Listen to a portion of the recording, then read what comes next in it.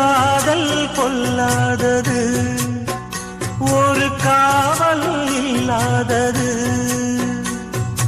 ஊதக்காத்தில் வஞ்சி மாது ஒத்தையிலே வாடும்போது போர்வை போல பொத்தி அணைப்பே.